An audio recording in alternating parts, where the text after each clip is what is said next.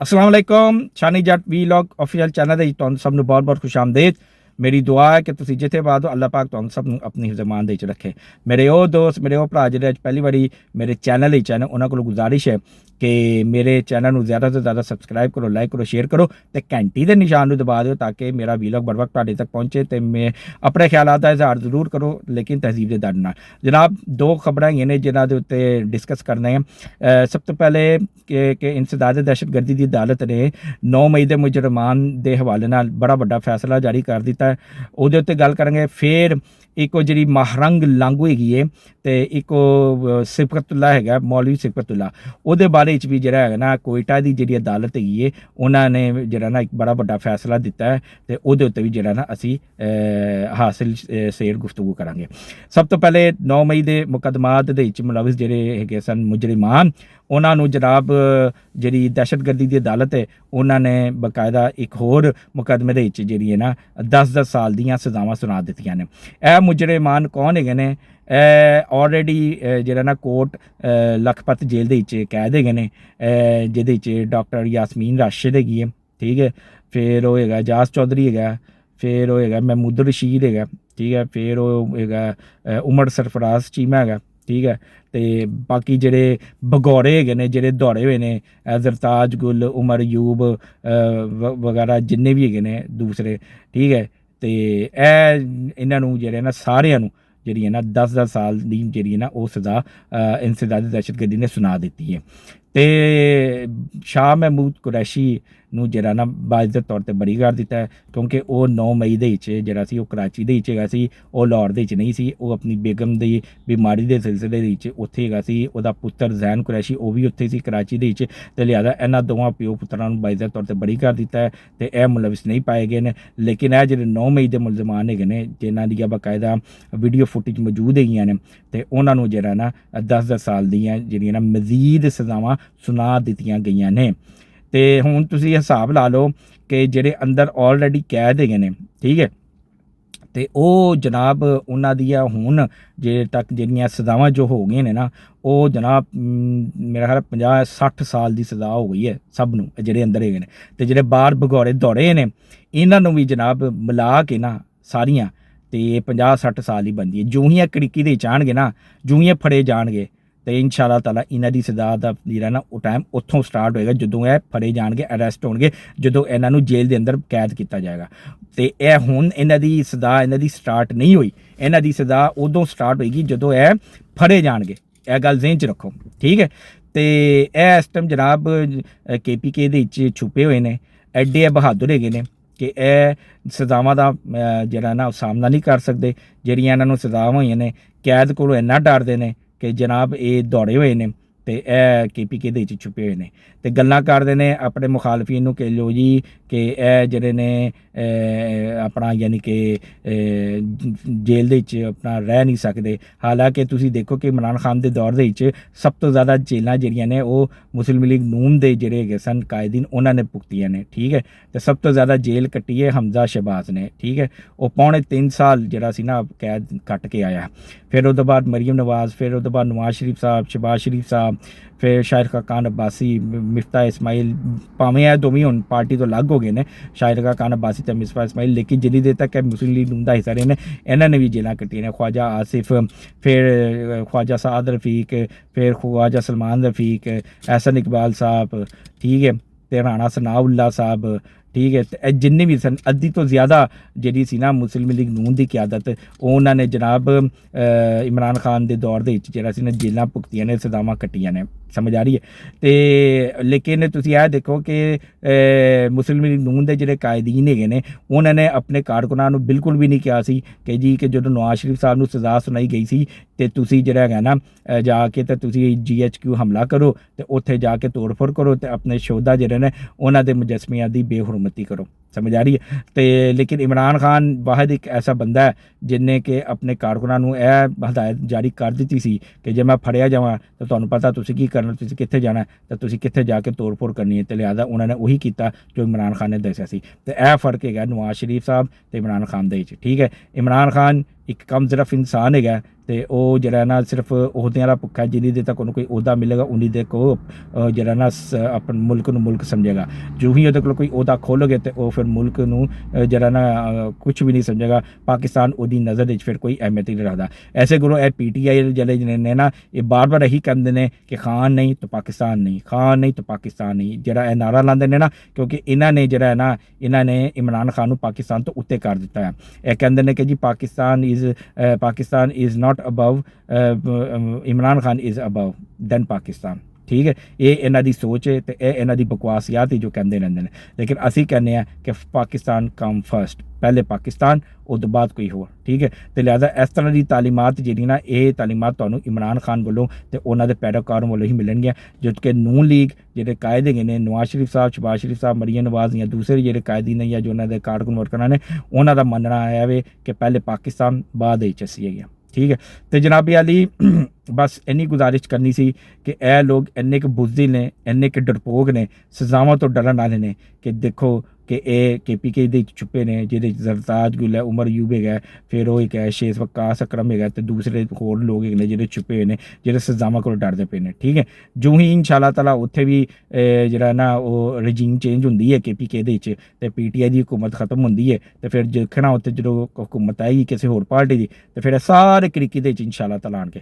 ਲੇਕਿਨ ਜਿਹੜੇ ਹਾਲੇ ਤੱਕ ਕੋਰਟ ਲਖਪਤ ਜੇਲ੍ਹ ਦੇ ਵਿੱਚ ਬੰਦ ਹੈਗੇ ਨੇ ਤੇ ਉਹਨਾਂ ਦੀਆਂ ਸਜ਼ਾਵਾਂ ਦੇ ਵਿੱਚ ਮਜ਼ੀਦ 10 ਸਾਲ ਦਾ ਇਜ਼ਾਫਾ ਹੋ ਗਿਆ ਤੇ ਲਿਹਾਜ਼ਾ ਉਹ ਹੁਣ ਆਪਣੀਆਂ ਸਜ਼ਾਵਾਂ ਜਿੰਨੀ ਤੱਕ ਪੂਰੀਆਂ ਨਹੀਂ ਕਰਨਗੇ ਉਨੀ ਤੱਕ ਉਹ ਬਾਹਰ ਨਹੀਂ ਆਉਣਗੇ। ਹੁਣ PTI ਵਾਲੇ ਕਹਿੰਦੇ ਪਏ ਨੇ ਜਿਹੜੇ ਗੌਹਰ ਖਾਨ ਤੇ ਇਹ ਦੂਸਰੇ ਜਿੰਨੇ ਵੀ ਹੈਗੇ ਨੇ ਮਹਿਮੂਦ ਖਾਨ ਅਚਕਦਈ ਵਗੈਰਾ ਤੇ ਕਹਿੰਦੇ ਨੇ ਪਏ ਨੇ ਕਿ ਜੀ ਕਿ ਉਹ ਦੇਖੋ ਨਾ ਉਹਨਾਂ ਦੀਆਂ ਉਮਰਾਂ 70 ਸਾਲ ਹੋ ਗਈਆਂ ਨੇ, ਉਸ ਤੋਂ ਵੀ ਉੱਤੇ ਹੋ ਗਏ ਨੇ ਤੇ ਤੁਸੀਂ ਉਹਨਾਂ ਨੂੰ ਕੈਦ ਕੀਤਾ ਹੋਇਆ ਤੇ ਲਿਆਦਾ ਉਹਨਾਂ ਨੂੰ ਰਿਹਾ ਕਰੋ। ਪਹਿਲੀ ਗੱਲ ਤਾਂ ਇਹ ਹੋਈ ਕਿ ਉਹਨਾਂ ਨੂੰ ਸਜ਼ਾਵਾਂ ਮਿਲੀਆਂ ਨੇ ਕੋਰਟ ਵੱਲੋਂ। ਠੀਕ ਹੈ, ਦੂਸਰੀ ਗੱਲ ਹੈਗੀ ਹੈ ਜੇ 70 ਸਾਲ ਇਹਨਾਂ ਦੀ ਉਮਰ ਸੀ ਤੇ ਫਿਰ ਇਹਨਾਂ ਨੂੰ ਕਿਸ ਪਾਗਲ ਕੁੱਤੇ ਨੇ ਵੱਢਿਆ ਸੀ ਕਿ ਜਾ ਕੇ ਤੇ ਇਹ ਕੰਮ ਕਰਨ, ਇਹ ਘਟੀਆ ਹਰਕਤ ਕਰਨ ਵਾਸਤੇ ਕਿੰਨੇ ਕਿਹਾ ਸੀ? ਇਹਨਾਂ ਦਾ ਦਿਮਾਗ ਕੰਮ ਨਹੀਂ ਕਰ ਰਿਹਾ ਸੀ? ਇੱਕ ਸ਼ਖਸ ਦੇ ਪਿੱਛੇ ਲੱਗ ਕੇ ਤੇ ਤੁਸੀਂ ਕੋਰ ਕਮਾਂਡਰ ਹਾਊਸ ਹਮਲਾ ਕਰ ਰਹੇ ਹੋ, GHQ ਹਮਲਾ ਕਰ ਰਹੇ ਹੋ, ਸ਼ੋਦਾ ਦੇ ਜਿਹੜੇ ਮੁਜਸਮੇ ਨੇ ਉਹਨਾਂ ਦੀ ਵੀ ਹੁਰਮਤੀਆਂ ਕਰੋ, ਕਿੰਨੇ ਕਿਹਾ ਸੀ ਤੁਹਾਨੂੰ? ਠੀਕ ਹੈ, 70 ਸਾਲ ਹੋ ਕੇ ਉਮਰ ਤੇ ਤੁਸੀਂ ਇਹ ਕੰਮ ਕਰਦੇ ਹੋ ਤੇ ਹੁਣ ਤੁਸੀਂ ਕਹਿ ਰਹੇ ਹੋ ਕਿ ਜੀ ਸਾਨੂੰ ਮਾਫ ਕਰ ਦਿੱਤਾ ਜਾਏ। ਇਹ ਤਾਂ ਹੋ ਨਹੀਂ ਸਕਦਾ, ਇਹ ਤਾਂ ਸਜ਼ਾ ਮਿਲੇਗੀ ਤੁਹਾਨੂੰ ਇਨਸ਼ਾਅੱਲਾ ਤਾਲਾ। ਆਪਣੀ ਸਜ਼ਾ ਪੂਰੀ ਕਰੋਗੇ ਤੇ ਫਿਰ ਹੀ ਬਾਹਰ ਆਓਗੇ, ਕਿਉਂਕਿ ਤੁਸੀਂ ਉਹ ਮਾਵਾਂ ਦੇ ਦਿਲ ਤੋੜੇ ਨੇ, ਉਹਨਾਂ ਨੂੰ ਰੁਲਾਇਆ ਜਿਨ੍ਹਾਂ ਨੇ ਆਪਣੇ ਪੁੱਤਰ ਜਿਹੜੇ ਸੀ ਮੁਲਕ ਦੇ ਵਾਸਤੇ ਕੁਰਬਾਨ ਕਰ ਦਿੱਤੇ, ਉਹਨਾਂ ਭੈਣਾਂ ਨੂੰ ਰੁਲਾਇਆ ਜਿਨ੍ਹਾਂ ਨੇ ਆਪਣੇ ਵੀਰ ਜਿਹੜੇ ਸਨ ਕੁਰਬਾਨ ਕਰ ਦਿੱਤੇ, ਉਹਨਾਂ ਬੀਵੀਆਂ ਨਾਲ ਰੁਲਾਇਆ ਜਿਨ੍ਹਾਂ ਨੇ ਆਪਣੇ ਸ਼ੌਹਰ ਕੁਰਬਾਨ ਕਰ ਦਿੱਤੇ, ਉਹਨਾਂ ਬੱਚਿਆਂ ਨੂੰ ਰੁਲਾਇਆ ਜਿਹੜੇ ਯਤੀਮ ਹੋ ਗਏ, ਆਪਣੇ ਬਾਪ ਨੂੰ ਕੁਰਬਾਨ ਕਰ ਦਿੱਤਾ ਆਪਣੀ ਮੁਲਕ ਦੀ ਸਾਲਮੀਅਤ ਵਾਸਤੇ। ਤੇ ਤੁਸੀਂ ਸਮਝ ਕਹਿ ਰਹੇ ਹੋ ਕਿ ਜੀ ਕਿ ਅਸੀਂ ਤੁਹਾਡੇ ਨਾਲ ਜਾਂ ਹੁਕੂਮਤ ਜਿਹੜੀ ਹੈ ਜਾਂ ਰਿਆਸਤ ਤੁਹਾਡੇ ਨਾਲ ਨਰਮੀ ਵਰਤੇ ਤੇ ਤੁਹਾਡੇ ਨਾਲ ਬੱਚਿਆਂ ਨਾਲ ਸਲੂਕ ਕਤਲ ਨਹੀਂ। ਜਿੰਨਾ ਤੁਹਾਡੇ ਨਾਲ ਅੱਛਾ ਸਲੂਕ ਹੋਣਾ ਸੀ ਜਾਂ ਬੱਚਿਆਂ ਨਾਲ ਵਰਤਾਓ ਹੋਣਾ ਸੀ ਉਹ ਹੋ ਗਿਆ, ਡੈਟਸ ਇਟ, ਫਿਨਿਸ਼। ਹੁਣ ਤੁਹਾਡੀ ਸਜ਼ਾ ਹੈਗੀ ਹੈ, ਆਪਣੀ ਸਜ਼ਾ ਪੂਰੀ ਕਰੋ ਤੇ ਬਾਹਰ ਆਓ, ਸਿੱਧੀ ਜੀ ਗੱਲ। ਬਹਰਹਾਲ ਇੰਸਦਾਦ ਦਹਿਸ਼ਤਗਰਦੀ ਨੇ 10 ਸਾਲ ਦੀ ਜਿਹੜੀ ਹੈ ਨਾ ਸਜ਼ਾ ਸੁਣਾ ਦਿੱਤੀ ਹੈ, ਜਿਨ੍ਹਾਂ ਨੇ 9 ਮਈ ਦੇ ਵਿੱਚ ਤੋੜ ਫੋੜ ਕੀਤੀ ਸੀ ਤੇ ਜਿਨ੍ਹਾਂ ਨੇ ਕੋਰ ਕਮਾਂਡਰ ਦੇ ਵਿੱਚ ਜਲਾਓ ਖਰਾਬ ਕੀਤਾ ਸੀ। ਹੁਣ ਅਸੀਂ ਆ ਜਾਂਦੇ ਹਾਂ ਮਹਾਰੰਗ ਲਾਗੂ। ਮਹਾਰੰਗ ਲਾਗੂ ਜਨਾਬ ਇਹ ਇੱਕ ਐਸਾ ਕਰੈਕਟਰ ਹੈਗਾ ਕਿ ਜਿਹਨੂੰ ਜਿਹੜਾ ਨਾ ਇਹ ਕਹਿੰਦੇ ਆ ਰਹੇ ਨੇ ਕਿ ਲੋ ਜੀ ਕਿ ਬਲੋਚ ਕੀ ਬੇਟੀ। ਹਾਲਾਂਕਿ ਇਹ ਬਲੋਚ ਦੀ ਬੇਟੀ ਕੋਈ ਵੀ ਨਹੀਂ ਹੈਗੀ, ਇਹ ਲਾਂਗੂ ਕਬੀਲੇ ਤੋਂ ਤਾਲੁਕ ਰੱਖਦੀ ਹੈ, ਰਹਿੰਦੀ ਬਲੋਚਿਸਤਾਨ ਹੈ, ਲੇਕਿਨ ਉਂਝ ਆਪਣੇ ਆਪ ਨੂੰ ਬਲੋਚ ਕਰਵਾਉਂਦੀ ਹੈ। ਇਹਦਾ ਬਲੋਚਿਸਤਾਨ ਦੇ ਨਾਲ ਕੋਈ ਲੈਣਾ ਦੇਣਾ ਨਹੀਂ।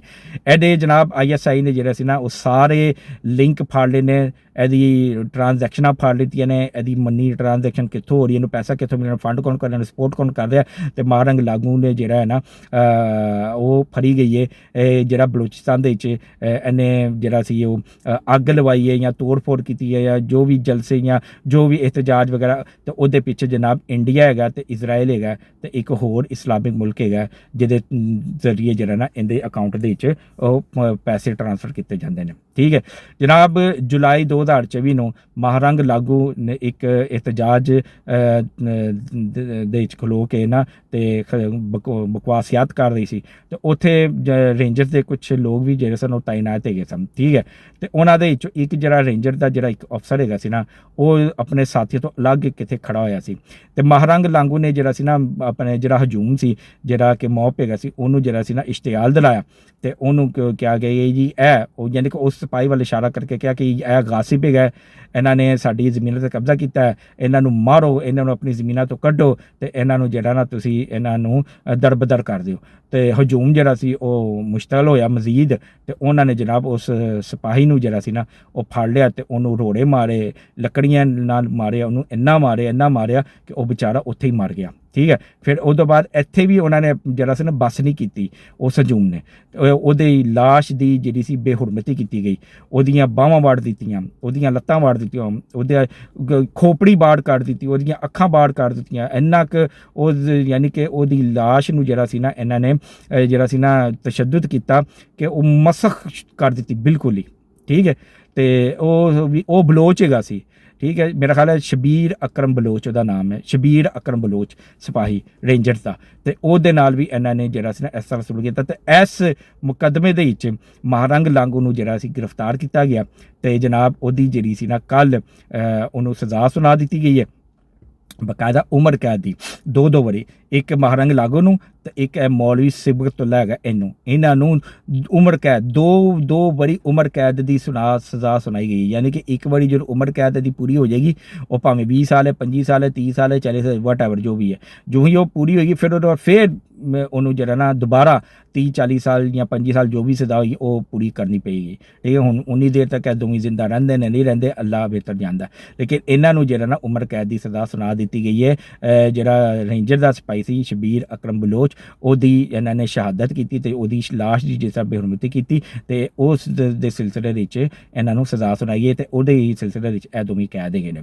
ਲੇਕਿਨ ਮੈਂ ਤੁਹਾਨੂੰ ਫਿਰ ਬਾਰ-ਬਾਰ ਕਹਿ ਰਿਹਾ ਕਿ ਬਲੋਚਿਸਤਾਨ ਦੇ ਵਿੱਚ ਜਿਹੜਾ ਹੈ ਨਾ ਇਹ ਲੋਕ ਜਿਹੜੇ ਨੇ ਇਹ ਤਖਰੀਬਕਾਰੀ ਕਰਦੇ ਨੇ, ਇਹਨਾਂ ਦਾ ਤਾਲੁਕ BLA ਦੇ ਨਾਲ ਹੈਗਾ, ਕੋਈ ਮਿਸਿੰਗ ਪਰਸਨ ਨਹੀਂ ਹੈ, ਸਭ ਡਰਾਮੇਬਾਜ਼ੀ ਹੈ, ਸਭ ਫਰਾਡ ਹੈਗਾ। ਉੱਥੇ ਸਭ ਆਪਣੀ ਜ਼ਿੰਦਗੀਆਂ ਬੜੇ ਪਿਆਰ ਨਾਲ ਗੁਜ਼ਾਰਨੇ, ਲੇਕਿਨ ਜਿਹੜੇ BLA ਦੇ ਵਿੱਚ ਜਾ ਕੇ ਜੁਆਇਨ ਕੀਤਾ ਨਾ, ਇਹ ਉਹ ਲੋਕ ਨੇ ਜਿਨ੍ਹਾਂ ਨੂੰ ਇਹਨਾਂ ਨੇ ਮਿਸਿੰਗ ਬਣਾਇਆ। ਯਾਦ ਕਰੋ ਜਦੋਂ ਪਾਕਿਸਤਾਨ ਨੇ ਈਰਾਨ ਦੇ ਜਿਹੜਾ ਸੀ ਨਾ ਉਹ ਖਿੱਤੇ ਦੇ ਵਿੱਚ ਅਟੈਕ ਕੀਤਾ ਸੀ, ਜਦੋਂ ਉੱਥੋਂ ਪਾਕਿਸਤਾਨ ਦੇ ਵਿੱਚ ਅਟੈਕ ਕੀਤਾ ਗਿਆ, ਤੇ ਜਦੋਂ ਪਤਾ ਲੱਗਾ ਕਿ ਲੋ ਜੀ ਕਿ ਈਰਾਨ ਦੇ ਵਿੱਚ ਉਹਨਾਂ ਨੇ ਆਪਣੀ ਕੋਈ ਜਗ੍ਹਾ ਬਣਾਈ ਹੈ, ਤੇ ਉੱਥੇ ਫਿਰ ਉਹਨਾਂ ਨੂੰ ਟਾਰਗੇਟ ਕੀਤਾ ਗਿਆ, ਤੇ ਉਹ ਲਾਸ਼ਾਂ ਜਿਹੜੀਆਂ ਸਨ ਨਾ ਉਹ ਜਨਾਬ ਹਸਪੀਟਲ ਕਿੱਥੇ ਲਿਆਈਆਂ ਗਈਆਂ, ਤੇ ਇਹਨਾਂ ਨੇ ਹਮਲਾ ਕਰ ਦਿੱਤਾ ਹਸਪੀਟਲ ਵਿੱਚ ਮਹਾਰੰਗ ਲਾਂਗੂ ਦੀ ਕਿਆਦਤ ਦੇ ਵਿੱਚ, ਤੇ ਉਹ ਸਾਰੀਆਂ ਲਾਸ਼ਾਂ ਨੂੰ ਜੈਸੇ ਚੁੱਕ ਕੇ ਲੈ ਗਏ।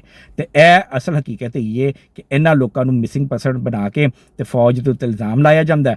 ਠੀਕ ਹੈ, ਤੇ ਫੌਜ ਨੂੰ ਬਦਨਾਮ ਕੀਤਾ ਜਾਂਦਾ, ਤੇ ਫੌਜ ਨੂੰ ਕਿਹਾ ਜਾਂਦਾ ਕਿ ਲੋ ਜੀ ਇਹ ਗਾਸਿਬ ਹੈਗੇ ਨੇ, ਸਾਡੇ ਲੋਕਾਂ ਨੂੰ ਮਾਰਦੇ ਨੇ ਤੇ ਫਲਾਂਡਾ ਮਗਾਨ, ਹਾਲਾਂਕਿ ਕੋਈ ਨਹੀਂ ਮਾਰਦੇ। ਇਹ ਆਪਣੀ ਸ਼ੌਕ ਨਾਲ BLA ਜੁਆਇਨ ਕਰ ਰਹੇ ਨੇ ਤੇ ਪਾਕਿਸਤਾਨ ਦੀ ਤਖਰੀਬਕਾਰੀ ਕਰ ਰਹੇ ਨੇ, ਤੇ ਇਹਨਾਂ ਦੇ ਪਿੱਛੇ ਮੋਦੀ ਹੈਗਾ ਤੇ ਇਜ਼ਰਾਈਲ ਹੈਗਾ, ਤੇ ਇੱਕ ਇਸਲਾਮਿਕ ਮੁਲਕ ਹੈਗਾ ਜਿਹੜਾ ਕਿ ਪਾਕਿਸਤਾਨ ਦੇ ਵਿੱਚ ਅਫਰਾ ਤਫਰੀ ਫੈਲਾ ਰਿਹਾ। ਠੀਕ ਹੈ, ਤੇ ਲਿਹਾਜ਼ਾ ਮਹਾਰੰਗ ਲਾਗੂ ਤੇ ਮੌਲਵੀ ਸਿਬਗਤੁੱਲਾ ਨੂੰ 2 ਵਾਰੀ ਉਮਰ ਕੈਦ ਦੀ ਸਜ਼ਾ ਸੁਣਾ ਦਿੱਤੀ ਗਈ ਹੈ। ਤੇ ਇੰਸ਼ਾ ਅੱਲਾਹ ਤਾਲਾ ਹੁਣ ਰਿਆਸਤ ਦੇ ਡੰਡਾ ਫੜ ਲਿਆ, ਕੋਈ ਨਰਮੀ ਨਹੀਂ, ਕੋਈ ਰਹਿਮਦਿਲੀ ਨਹੀਂ, ਤੇ ਸਭ ਦੇ ਨਾਲ ਇੰਸ਼ਾ ਅੱਲਾਹ ਤਾਲਾ ਜਿਹੜਾ ਨਾ ਬਿਲਕੁਲ ਆਹਨੀ ਹੱਥਾਂ ਦੇ ਨਾਲ ਨਿਪਟਿਆ ਜਾਏਗਾ, ਤੇ ਇਹਨਾਂ ਨੂੰ ਜਿਹੜਾ ਨਾ ਕਰਾਰ ਵਾਕੇ ਸਜ਼ਾ ਦਿੱਤੀ ਜਾਏਗੀ। ਪਾਕਿਸਤਾਨ ਇੰਸ਼ਾ ਅੱਲਾਹ ਤਾਲਾ ਆਪਣੀ ਤਰੱਕੀਆਂ ਦੇ ਵਿੱਚ ਹੈਗਾ, ਆਪਣੇ ਅਰੂਜ ਦੇ ਵਿੱਚ ਹੈਗਾ, ਤੇ ਇੰਸ਼ਾ ਅੱਲਾਹ ਤਾਲਾ ਪਾਕਿਸਤਾਨ ਰਹਿਤੀ ਦੁਨੀਆ ਤੱਕ ਕਿਆਮਤ ਤੱਕ ਕਾਇਮ ਦਾਇਮ ਰਹੇਗਾ। ਮੈਂ ਆਪਣਾ ਵੀਲੌਗ ਇਸ ਨਾਰੇ ਦੇ ਨਾਲ ख़त्म कर रहा, पाकिस्तान हमेशा जिंदाबाद।